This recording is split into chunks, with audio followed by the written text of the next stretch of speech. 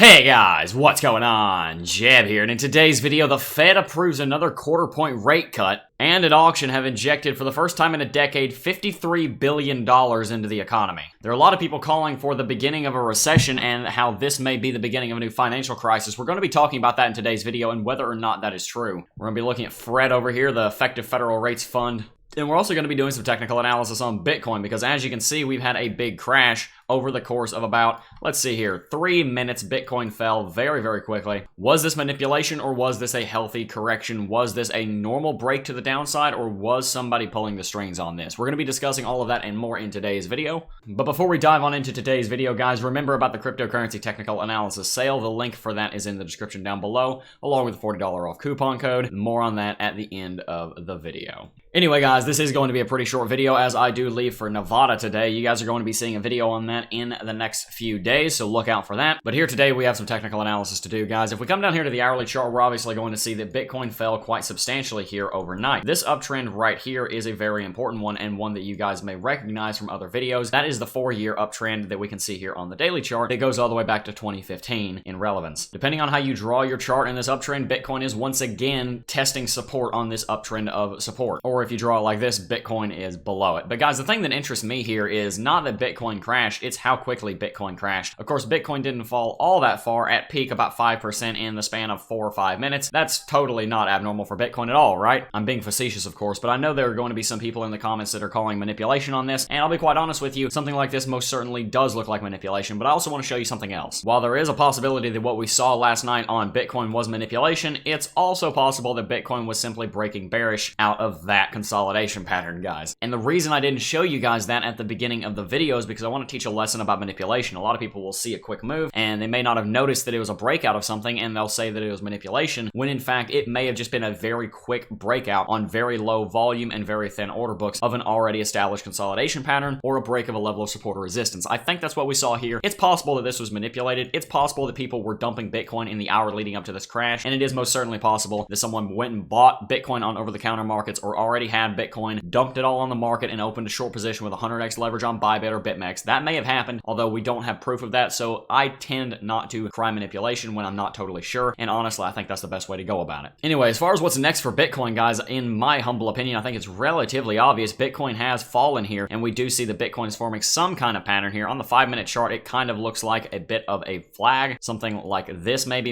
you'd call that a pennant, whatever you want to call it. It does look like a little bit of a flag pennant. It looks like some kind of bearish continuation pattern, and if that were to continue bearish, we would probably see Bitcoin fall all the way down here to this uptrend of support at support around $9,450 and change. But guys, do also keep in mind that Bitcoin has just crashed very quickly, which means it can rally very quickly as well. And ever since this crash, we have been on an uptrend right here over the last 6 hours or so. So it's very possible that Bitcoin Bart Simpsons and rallies right back to where it started. So don't rule that out just yet. Be very careful about opening short positions when the market is already looking like it's rallying. That doesn't necessarily mean that it's going to continue farther down. It might be telling the truth, and we might be moving farther to the upside again. One final thing I want to note, guys, is that Bitcoin finally has crossed bearish here on the daily chart. As you can see, we have crossed bearish, and we did that last night, and I think this is a big part of what led to that bearish breakout of that consolidation pattern I showed you a few minutes ago. If you guys want my take on this, I personally feel like Bitcoin's going to pull down to $9,450, especially with this bearish cross on the MACD, but time will tell. Tell us in the comment section down below what your take is on that. All right, guys, moving on to the news story of the day. The Fed approves a quarter-point rate cut for the second time this year. Following its 2-day policy meeting, the central bank announced that it would take down its benchmark overnight lending rate to a target rate of 1.75 to 2%. That, of course, is the second time this year that has happened. You've probably seen this chart if you're in cryptocurrency. This right here is the history of something called the effective federal funds rate. Really what this is it's the underlying interest rate that most other interest rates in our economy are based off of, and it's set by the Federal Reserve. And if we zoom in here, we can see the last 30 years or so of the effective federal funds rate and where recessions were. These gray areas right here, these are recessions in the history of our economy. And something very interesting that a lot of people are pointing to is that normally before a recession strikes, as you can see a couple months before the recession begins, like in November of 2000, we saw that the funds rate was being decreased in response to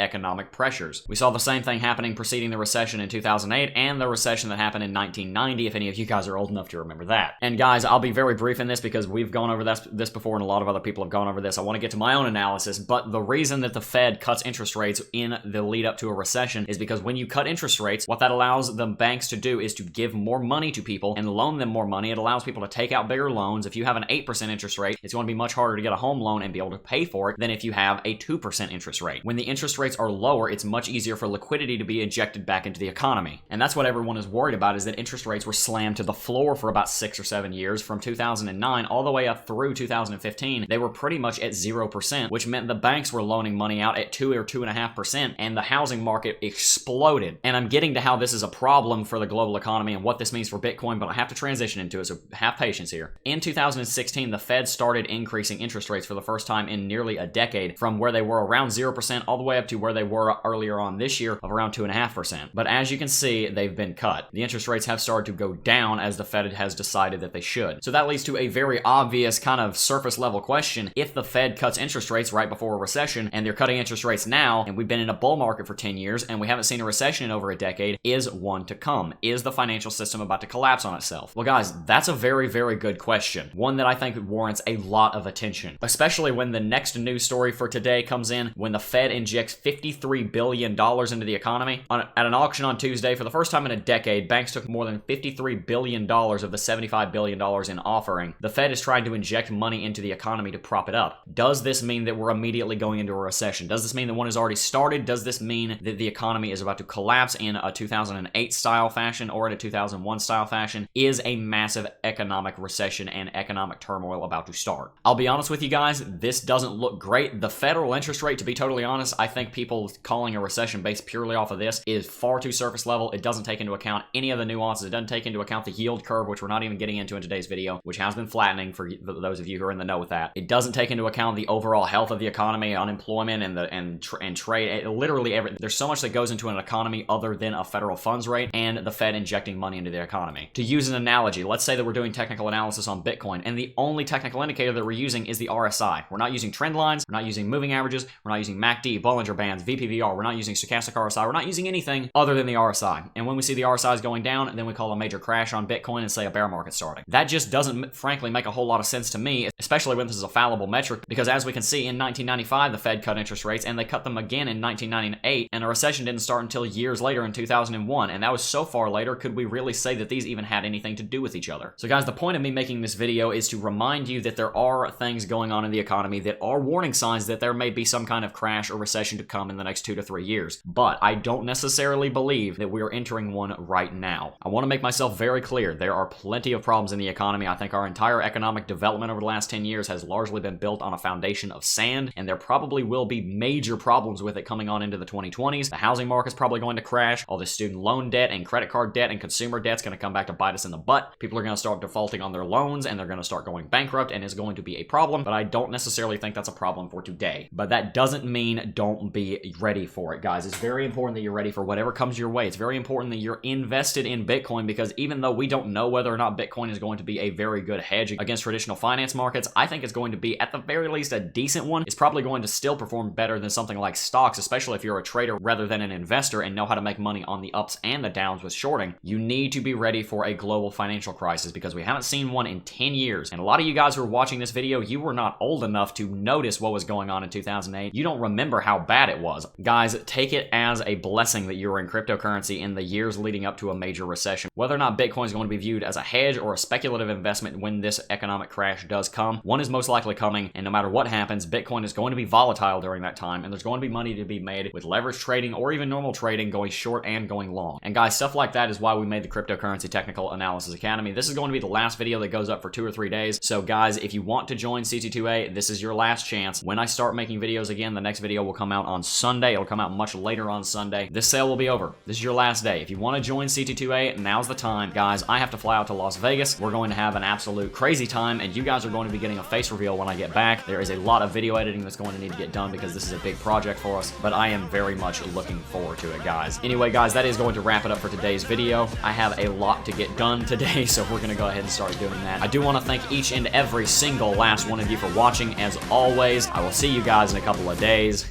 Peace.